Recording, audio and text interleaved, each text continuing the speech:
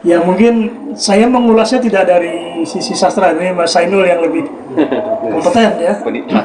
Saya hanya sebagai peminat ya sastra ya. Dan di sini kan saya diminta sebagai pemantik saja ya. Saya lalu berpikir pada saat membaca ini, kok penulis ini kok begitu kreatif gitu ya, kreatif. Padahal ini kan fiksi kan.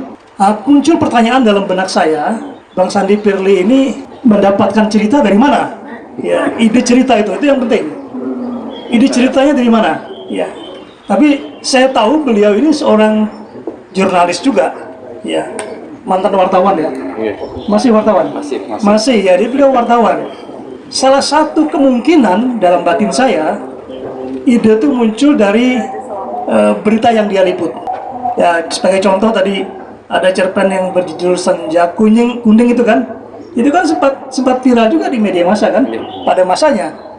Tetapi seorang jurnalis, seorang wartawan itu mungkin ingin membuat berita yang menarik, tapi dia ada pakem. Pakemnya adalah tidak boleh dia mendramatisasi sebuah peristiwa. Wartawan itu harus jujur.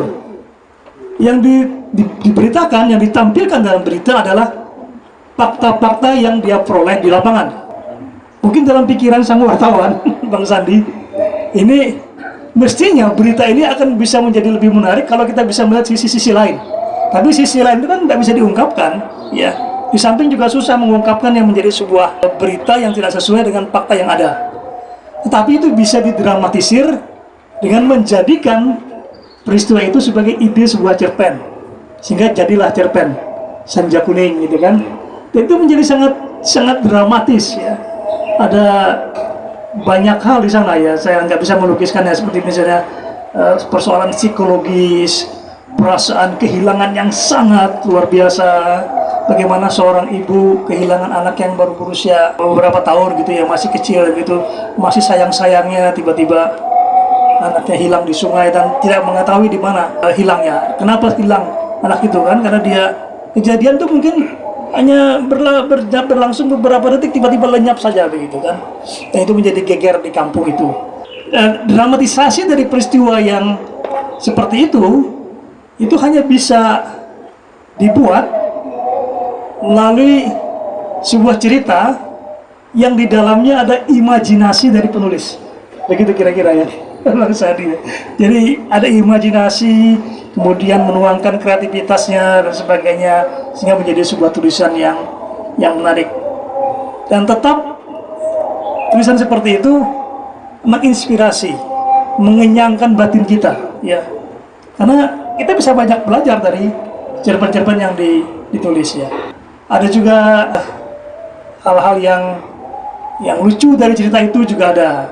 Misalnya kisah tentang dicari pencuri 3 telur angsa itu kan? Ya, 3 telur angsa hilangnya di open space ULM. Pencurinya mahasiswa.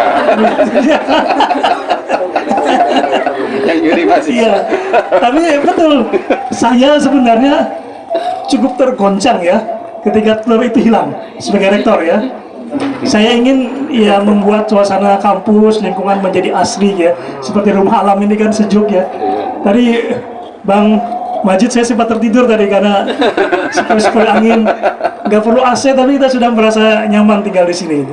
Nah jadi saya ingin menciptakan suasana kampus yang asri, yang rindang, sejuk. Mahasiswa bisa belajar dengan baik. Kalau perlu di open space, di gazebo yang kita bikin itu tempat-tempat dia duduk, berdiskusi, membaca buku gitu kan.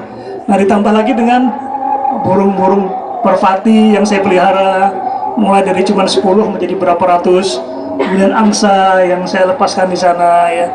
Nah itu, saya ingin angsa-angsa itu menyatu dengan alam ya. Salah satu indikasi bahwa dia sudah menyatu dengan lingkungannya kan kita tidak perlu lagi memberi makan, atau dia berkembang biak, jumlahnya menjadi bertambah banyak. Nah jadi ketika angsa itu bertelur, saya merasa sangat gembira gitu, luar biasa. Jadi seperti mendapatkan 3 butir berlian begitu. Begitu berharganya telur itu buat saya ya. 3 intan atau berlian? Berlian intan. Intan lah. Intan sebesar itu. Bagaimana perasaan kalian yang mendapatkan intan besar seperti itu 3 butir itu ya?